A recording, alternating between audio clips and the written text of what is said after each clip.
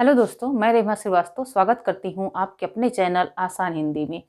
जैसा कि हम लोग जानते हैं कि हम लोग स्वर संधि पढ़ रहे थे। स्वर संधि में दीर्घ संधि और गुण संधि हो गया था। अब हम पढ़ेंगे वृद्धि संधि को, जो कि स्वर संधि का तीसरा भेद है। तो चलिए देखते हैं वृद्धि स्वर संधि को। पहले इसकी परिभाषा को देखते हैं। यदि किसी संधि में पहले खंड के अंतिम अक्षर में अ या आ आए तथा दूसरे खंड के पहले अक्षर में ए ऐ ओ औ में से कोई एक आए तो ये ऐ का ऐ हो जाता है, ओ औ का अ हो जाता है। ध्यान देंगे हम कि कोई संधि जो है उसमें पहले खंड के अंतिम वाले अक्षर में अ और आ, पहले खंड के अंतिम अक्षर में अ या आ, इन दोनों में से कोई एक आएगा। और खंड के दूसरे खंड के पहले अक्षर में कौन कौन सा आएगा? ए ऐ ओ औ। यानी पहले खंड में इन दोनों में से कोई आ जाए और दूसरे खंड के पहले अक्षर में इन चारों में से कोई एक आए तो क्या हो जाएगा? ए ऐ। यदि ए और ऐ आता है, आ के बाद ए या ऐ आता है तो ऐ होता है। और यदि अ और आ के बाद ओ और औ आता है तो क्या हो जाता है? अ हो जाता है। जैसे आ के बाद ए आएगा तो ऐ होगा। जैसे हमने देखा एक, तो क में अ जो है निहित है और उसके बाद ए आ गया तो यहाँ पे अ और ए मिलकर क्या बन गया? ऐ बन गया। तो यहाँ पे क्या हो गया? एक हो गया। अब हम देखेंगे आ इसमें आ गया, सदा जो शब्द है इसमें आ गया अंतिम अक्षर में, यानी संधि के पहले खंड के अंतिम अक्षर में आ आया और दूसरे खंड के पहले अक्षर में ए आया ए आया है तो क्या हो गया है? सदैव। ऐसे ही हम देखेंगे अ और आ के बाद यदि ओ या फिर अ आता है तो अ हो जाता है। जैसे महा, इसमें आ गया और ये हो गया औषधि, यानी कि अ आ गया। अंतिम वाले अक्षर में आ आया और दूसरे खंड के पहले अक्षर में अ आया तो क्या हो गया? महौषधि। यानी कि इस आ में ये आ मिल गया और ये अ इस पे मात्रा आ गया और हो गया महौषधि। अब हम देखेंगे परम प्लस औदार। तो इसमें हम देखेंगे तो म में अ आ रहा है और दूसरे खंड में फिर अ आ रहा है तो क्या हो जा रहा है? परमौदार्य। परमौदार्य यानी म पे अ की मात्रा लग जा रही है और इसमें अ है। कुछ उदाहरण देख लेते हैं। मतैक, मत प्लस ऐक, यानी अ के बाद ऐ आया। तथैव, तथा प्लस एव, तथा प्लस एव, आ के बाद ए आया और तथैव बन गया। ऐसे ही लोकैसड़ा है, महसर्व है, गंगैसर्व है, वनौषधि है, महौषधि है, महोजस्वी है और घनेश्वर है। तो ये था हमारा वृद्धि स्वर संधि। अब हम देखेंगे यड़ स्वर संधि, जो कि हमारे स्वर संधि का चौथा भेद है।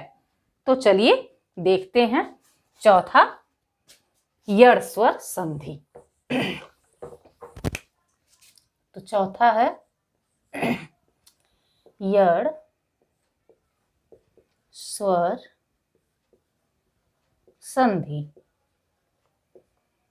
यह स्वर संधि का चौथा भेद है। चलिए देखते हैं। यदि किसी संधि के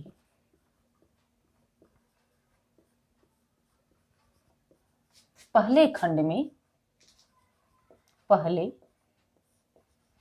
खंड के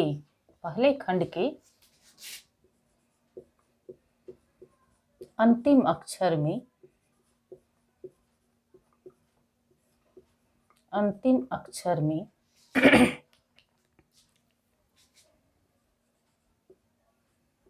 इ ई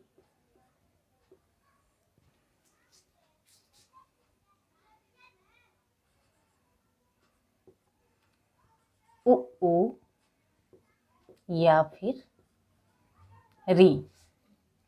यानी यदि किसी संधि के पहले खंड के अंतिम अक्षर में ह्रस्व ई, दीर्घ ई, ह्रस्व उ, दीर्घ उ और री आता है तो री आता है और संधि के दूसरे खंड के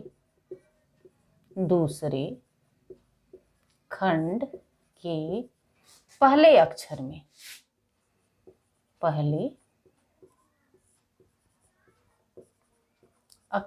में कोई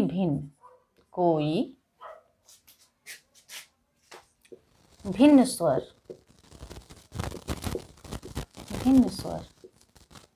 वर्ड आ जाता है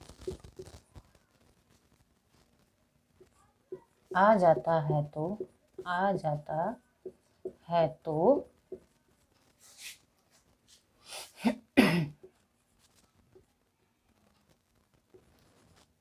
ई का यह हो जाता है और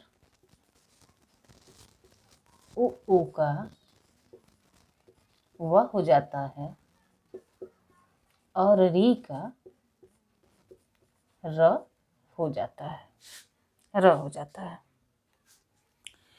तो हमने देखा यड़ स्वर संधि में यदि किसी संधि के पहले खंड के अंतिम अक्षर में ई,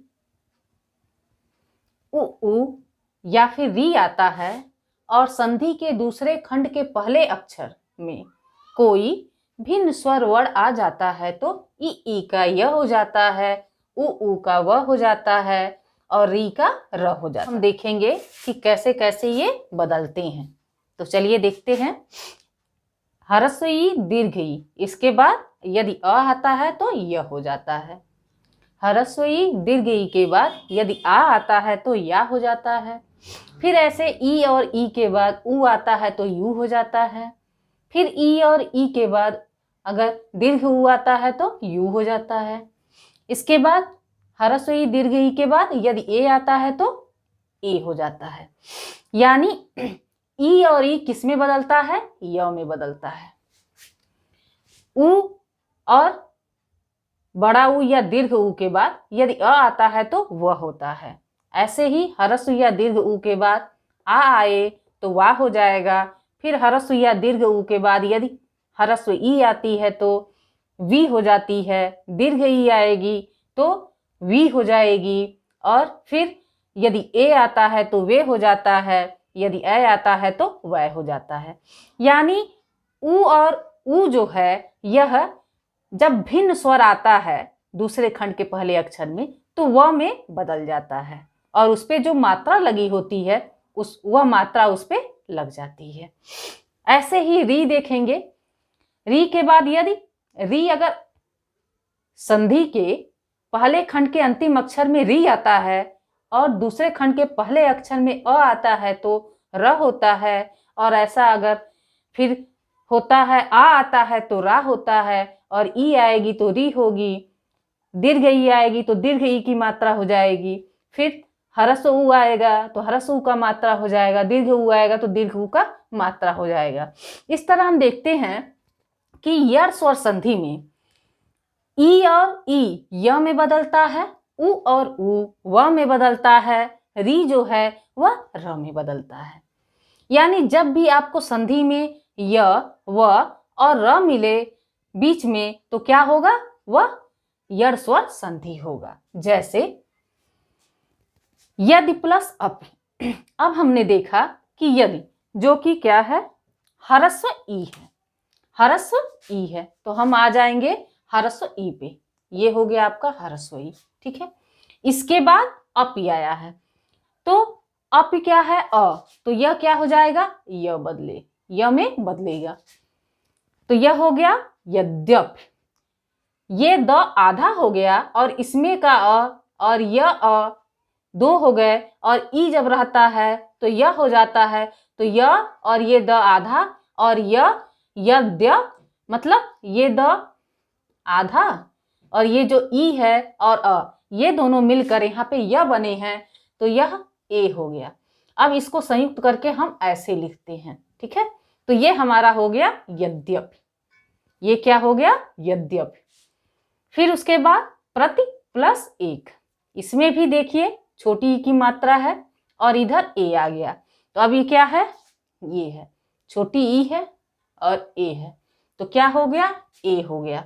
तो देखिए ए हो गया है, छोटी ई और ए मिलकर, और त जो है ये आधा हो गया, क्यों, क्योंकि इसमें से ई निकल गया है, इसलिए ये क्या हो गया प्रतीक हो गया।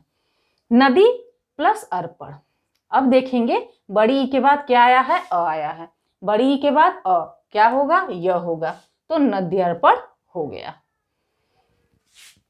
अब हम देखेंगे वह कैसे बनता है। उ और उ के बाद यदि भिन्न स्वर आता है तो वह किस में बदलता है, वह में बदलता है।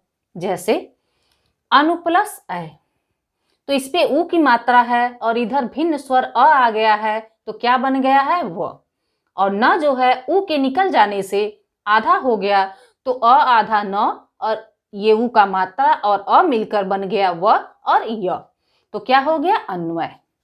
ऐसे ही अनुएसड़ा, अनुएसड़ा, तो अनु न पे हलंत लगेगा, उ का मात्रा निकल जाएगा, तो उ और ए मिलकर क्या हो जाता है, इधर है उ है और ए है, ये क्या हो गया वे हो गया, तो यहाँ पे क्या हो गया अन्वेषण, न आधा हो गया, उ और ए मिलकर वे हो गया, और ये दोनों स्वर इधर आ गया, तो टोटल हो गया मिला के हमारा अन्वेषण। सु प्लस आगत, अब इसमें हरस उ की मात्रा और आ, तो ये हो गया हमारा हरस उ और ये आ, दोनों मिलकर क्या बना है वा, तो क्या हो गया वा। अब उ इसमें से निकल गया है चूंकि, तो ये स आधा हो गया, तो स हो गया आधा, उ और आ मिलकर वा हो गया और गत आ गया, तो इस तरह हमारा हो गया स्वागत। अब हम देखेंगे मात्र आज्ञा। हमने देखा कि पहले खंड में री आ गया और दूसरे खंड में आ गया, तो यहाँ पे ये नियम है, री आया पहले खंड के अंतिम अक्षर में और दूसरे के पहले में आ गया, तो क्या बन गया है रा। तो अब देखिए मात्राज्ञा हो गया, क्योंकि त और र मिलकर त्र बनता है, तो ये त आधा और ये र जो है त्र हो गया और आ का मात्रा लग गया, तो ऐसे हो गया हमारा मात्राज्ञा। सेम ऐसे ही पितृ आज्ञा, यानी ए री और आ मिलकर रा हो गया और त आ से मिल गया तो त्रा हो गया, और ये बन गया पित्राज्ञा। तो यह स्वर संधि हमने समझ लिया, एक बार फिर से देखते हैं।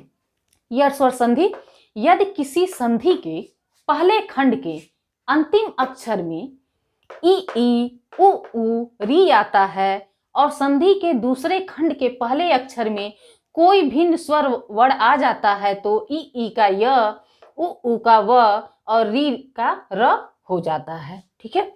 जैसे कि सब नियम इधर दिया है कैसे कैसे होता है, और यहाँ पे उदाहरण जैसे यदि प्लस अप यद्यप, प्रति प्लस एक प्रत्येक, नदी प्लस अर्पण नद्यर्पण, अनु प्लस ऐ अन्वय, अनु प्लस एषण अन्वेषण, सु प्लस आगत स्वागत, मातृ प्लस आज्ञा मात्राज्ञा, पितृ प्लस आज्ञा पित्राज्ञा।